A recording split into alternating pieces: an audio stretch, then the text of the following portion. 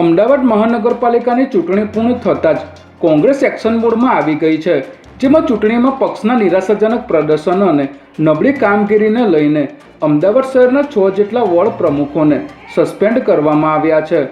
Suspend કરાયેલા પ્રમુખોમાં નવરંગપુરા જોધપુર, વાસણા મક્તમપુરા, વટવા અને રામોલ હાથીજણ વોર્ડનો સમાવેશ થાય છે.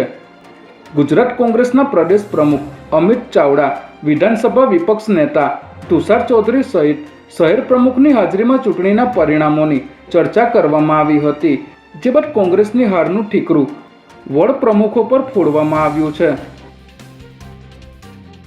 ગાંધીનગરમાં મળેલી ગુજરાત સરકારની કેબિનેટ બેઠકમાં ઇંધણ બચત, સરકારી ખર્ચમાં ઘટાડો અને જાહેર પરિવહનને મજબૂત બનાવવાના મુદ્દે મહત્વપૂર્ણ ચર્ચા કરવામાં આવી હતી.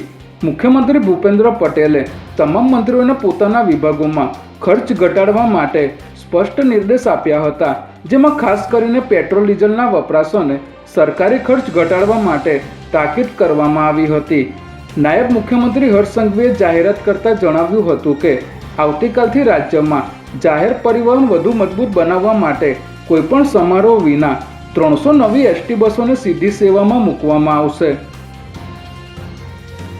દેશ સહિત ગુજરાતમાં ગઈકાલે મોડી રાત્રે પેટ્રોલ અને ડીઝલના ભાવમાં આકરો વધારો કરવામાં આવતા સામાન્ય જનતા પર મોંઘવારીનો વધુ એક બોજ પડ્યો છે, જેમાં પેટ્રોલ અને ડીઝલમાં પ્રતિ લીટર 3 રૂપિયાનો વધારો ઝીકી દેવામાં આવતા વધુ એકવાર મોંઘવારીનો બોમ્બ ફૂટ્યો છે.